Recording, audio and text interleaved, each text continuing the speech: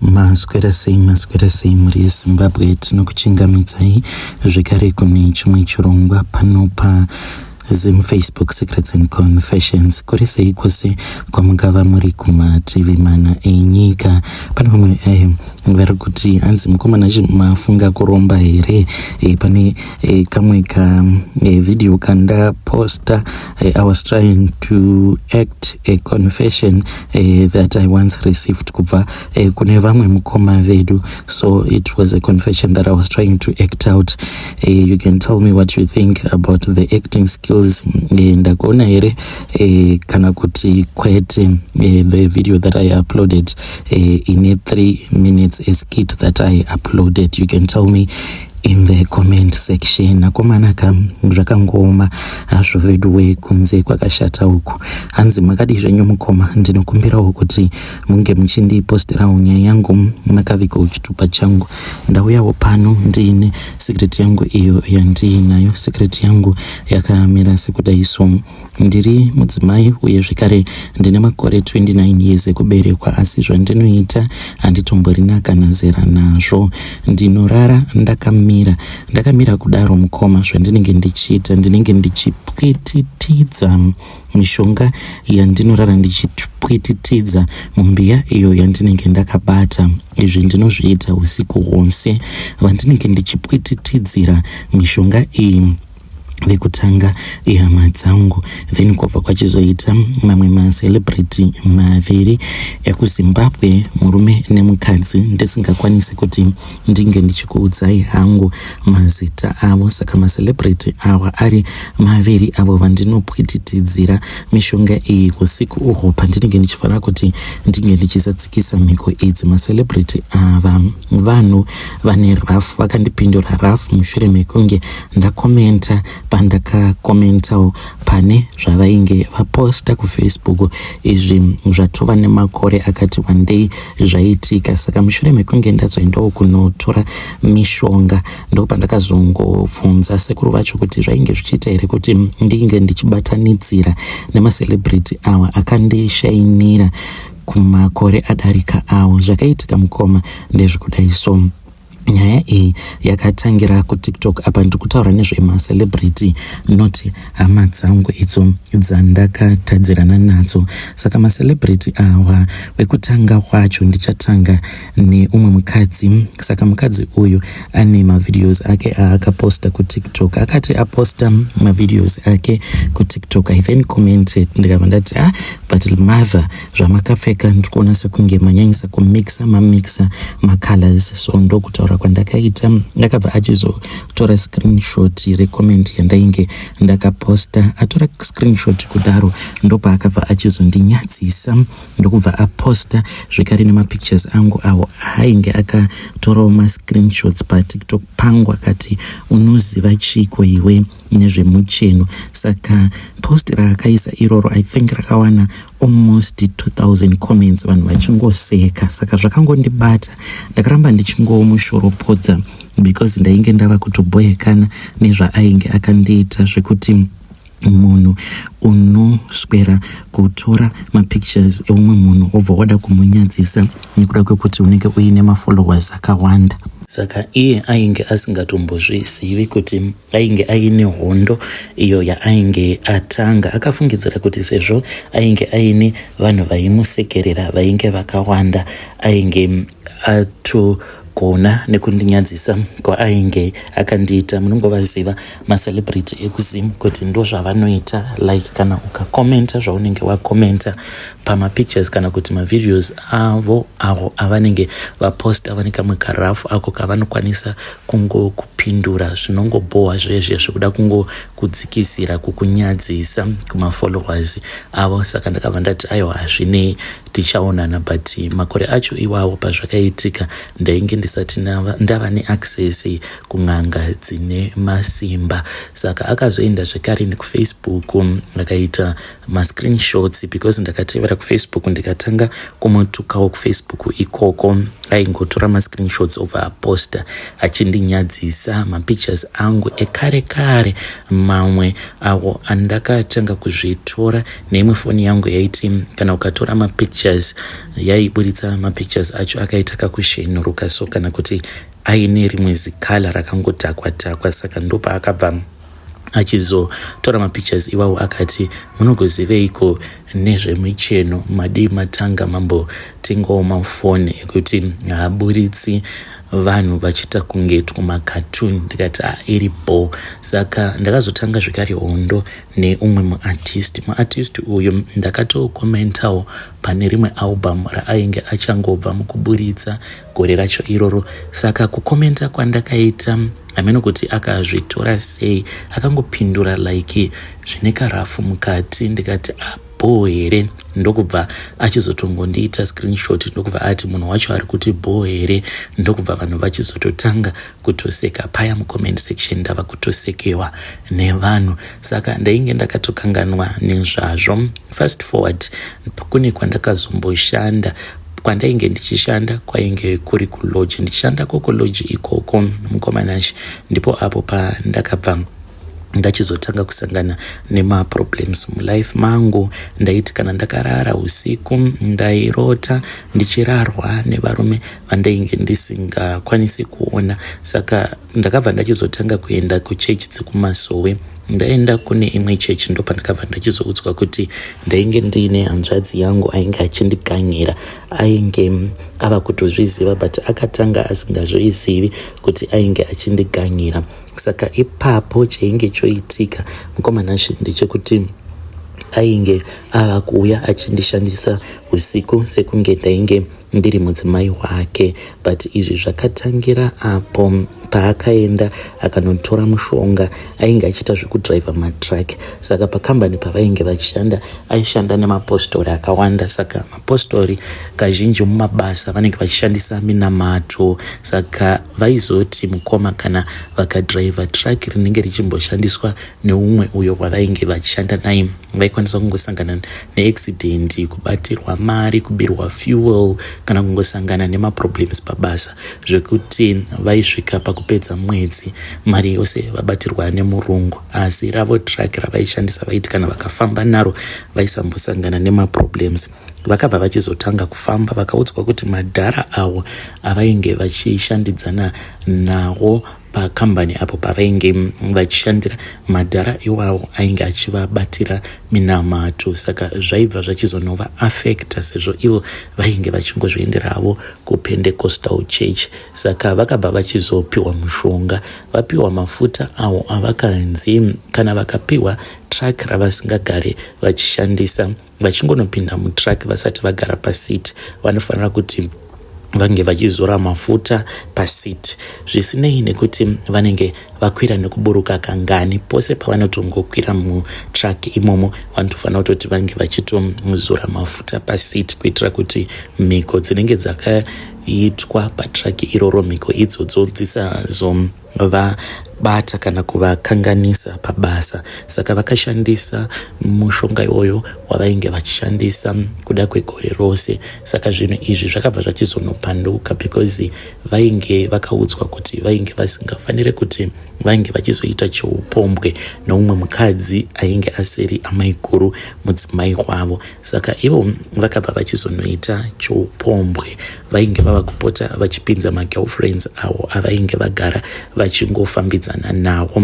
Saka kuita kwavainge voita cheupombwe apa vabva futi mukuzorera mafuta pasiti zvakatanga kuvakanganisa zvikare pabasa, uye zvikare vainge vava kurota vachimuka usiku. Kana vamuka usiku vobva vatotanga kutofamba, vobva vaita sekunge vanotoita bonde in real life nevakadzi vevanhu, vakadzi vavanenge vachichiva, vakadzi vavanenge vakapfimba vakarambwa nevakadzi ivavo. Ndozvainge zvoitika panguva yacho iyoyo. Kudzamara vava kundirota because mushonga uyu wainge wapanduka, waita sekunge wainge wava mushonga wemubobobo. Saka vakazotanga kundirota direct, vaitouya pamba pandainge ndichigara, vaiti kana vauya pamba pandainge ndichigara votonoka. Saka kusaidi kwangu ndaitorota vatori baba vemwana wangu, my ex-husband, ndaimurota achindinokera obva atanga kundikumbira ruregerero.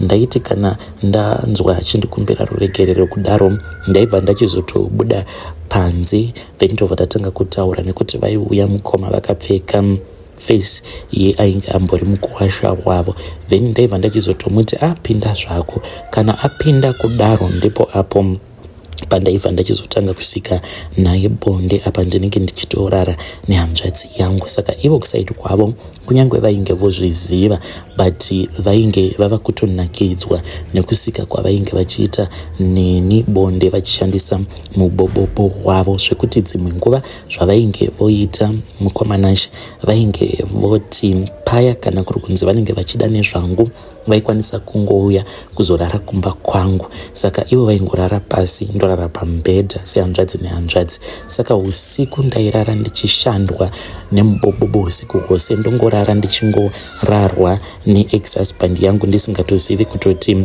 vainge vari mukoma, vainge vachindirara. Saka ndakatanga kunzwa chibereko, ndainge ndava neproblem yekungogara ndichingonzwa chibereko nguva dzose, nekuti ndo zvinoitika kana uri munhu anogara achingobobewa nguva dzose. Ndakatanga kufamba ndikabva ndachizoenda kune rimwe sowe, ndanamatirwa ndopa ndakabva ndachizoudzwa kuti hanzvadzi yangu yainge iine mushonga wemubobobo. Ndakamboedza kubatsirwa nemaprofita but hazvina zvazvakachinja. Ndopa ndakabva ndachizotanga kupindawo mumagroups ndichitsvakawo n'anga dzaikwanisa kundibatsira. Handina kupinda mumagrupu ndichiti ndiri kuda kuti ndinge ndichiwana n'anga, ndainge ndichida vanhu vanokwanisa kundipa mahome remedies. Group randakatanga kupinda rainge riri group rainge richinzi miti nesora zvinorapa. Ndo group rekutanga iroro randakapinda mariri. Ndava kuenda kumasowe ndasiyana nazvo nezvekupendecostal. I then realized kuti unongopiwa tsanangudzo but zambuko panenge pasitomborina zambuko totally.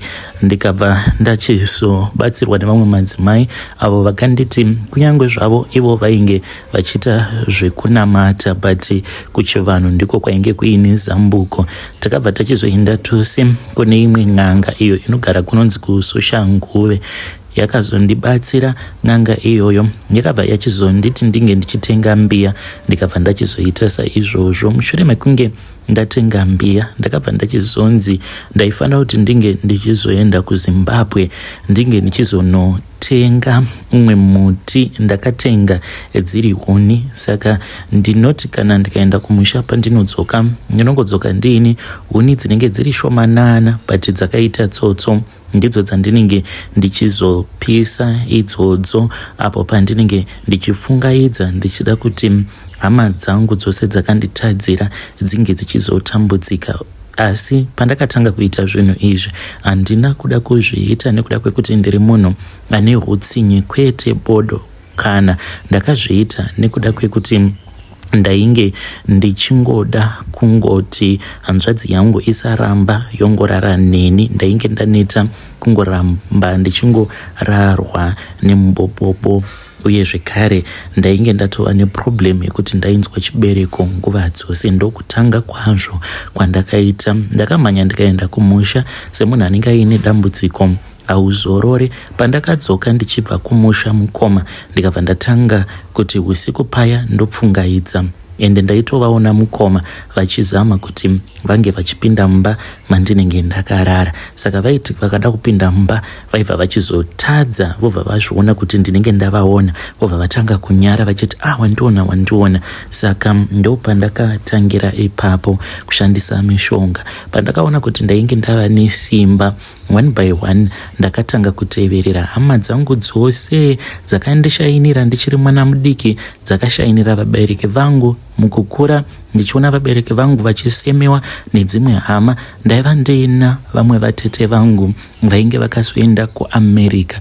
Vatete ava vainge vakashaika, ndikati asi vatete vainge vari mhandu yaamai vangu, saka ndoda kuti vana vavo vange vachifira zvitadzo zvaamai vavo.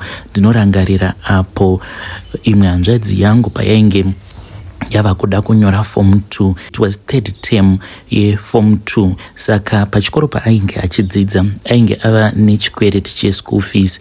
Ainge akangobhadharirwa first term apo paakatanga form 1 yake vabereki vangu vainge vava kusakwanisa kubhadhara school fees, asi aingoramba achingoenda ake kuchikoro. Saka vakabva vachizoti form 2 munhu ava kuda kuenda form 3 syllabus inenge yochinja, saka unofanira kuti unge uchiclear zvimwe zvikwereti zvose zvekumashure. Saka vabereki vangu vainge vasina mari, saka brother yangu akabva achizoenda kuna vatete. Hanzvadzi yababa vangu vaiva nemari, vaigara kuBorodale, vakasvika vakamushainira. Vakati apo paakasvika vainge vakagara zvavo paveranda vachidya vachinwa, ndopa vakamuti tanga wanhongerera tsvina yembwa. Imbwa dzavo dzainge dzaitira tsvina paloni, saka iye akanhonga tsvina iyoyo achifungidzira kuti zvimwe kuda vainge vachazomupa mari, asi vakangomupa mari nekuti anga achitenga chingwa nemari yekungokwira kombi achidzoka kumba yainge isingatokwani. Saka ndo zvakandirwadza kushainirwa kwandakaona vabereki vangu vachiitwa nehama dzavo. Saka vana vavatete mukoma ndaitaura mazita avo ipapo pandinenge ndichipfungaidzira. Ndakaita vekutotsvaka 1 by 1 kusvika ndavawana mazita avo. Handina kumbotaura navo, chandaingoda chete mazita nemasurnames avo. Then ndo pandakabva ndachizotanga kupfungaidza. Ndaipfungaidzira chiutsi usiku ndichitaura mazita avo nezvose zvandainge ndichida kuti zvinge zvichizoitika kwavari. Ndikati imi handikuzivei uye zvekare hamundizivi, but mubereki wenyu iye akafa aine zvitadzo. Bhaibheri shoko raMwari rinoti madzibaba vakatadza vana vavo vanofanira kuti vange vachifira zvitadzo zvemadzibaba avo. Saka vatete venyu vakakanganisira vabereki vangu nekushaina. Manje kunyangwe kafa vasina kubhadhara zvikwereti zvavo, imi ndimi mukufanira kuti munge muchizviripira zvikwereti zvavo. Ndoda kuti munge muchitambura, ndoda kuti munge muchirwara nezvirwere zveikoko izvo zvichakupedzerai mari zvekuti muchasara musisina kana chamunenge muinacho. Mukomana Ashi ndaiteverera maakaunti avo kusvika ndaona mumwe wacho akanyora kuti I've been diagnosed with leukemia, akarwara. Vose vakasvika pakufa, vana vavatete vose vakapera kufa, and I was very satisfied. Ndakateverera neshamwari dzangu dzose dzekuchikoro dzakanditadzira, dzakandinyeya. Saka ndakati ndapedza vanhu vose. Ndo zvinoitika, it's like zvine ka-addiction. Kana ukava munhu wekuti unenge wava nesimba pamusoro pevamwe vanhu, sort of like ma spiritual powers, unosvika pakuita addiction iyo yaunenge wava nayo. Addiction iyi inenge iri yekuda kungo manipulate life iyo inenge ichiraramwa nemunhu iyeye waunenge uchimanipulate. Akasangana nemaproblems akauya kwauri achichema, uchichema naye, mwoyo mako uchitoseka, uchitoziva zvako kuti ndiwe uri kuzvikonzeresa maproblems aari kusangana nawo. Saka it's more like you are on drugs and unenge usingachakwanisi kuzvikontrola. Saka ndakati ndapedza vanhu vose vandainge ndichifunga nezvavo. Ndo pandakabva ndachizotanga kufunga macelebrity angu aya maviri. Ndikati but ndine vanhu vaya kambondituka vakatowana maviews nemalikes nekuda kwemapictures angu uye zvekare nekuda kwezvandainge ndakanyora pamaposti avo. Ndikati ndova ndiri kuda manje. Mukomana Ashi ndinorara ndakarara. Zvekusunga munhu zvekuti kunyangwe akanzi awana mari akawanda sei, but level raanenge achifanira kuti ange achisvika raakanzi naMwari uye anofanira kuti ange achisvika palevel rakati munhu iyeye haambofi akarisvika. Munhu wekuti anenge achingodzungaira ari panzvimbo imwe chete kana ukakompeya nevamwe vanhu vanenge vari muindustry iyo yavari macelebrity awa vari vaviri vaine kamwe kakudzungaidzwa so nemweya yerima vachingotenderera vari panzvimbo imwe chete. Saka ndiyo secret yangu iyo yandiinayo. Vanotuka izvenyu, but sezvandakuudzai, kwandiri kurara ndichipfungaidza mishonga yandinorara ndichipfungaidza zvangofanana nemunhu anosvuta fodya. Munhu anosvuta fodya mungamuti chimboregedzere kusvuta fodya nekuti anenge ava neaddiction. Hey vedare ndo message iyo yandakatumidzirwa ichibva kuna vanzvadzi vedu zvamuri kuita vanzvadzi zvakashata. Dai mavaregerera mavanzwira tsitsi vanhu avo vamunorara muchifungaidzira mishonga so that life yavo isaenda kumberi. Munoti kudii navo vanzvadzi vedu ava? Ngatitaurei navo mucomment section.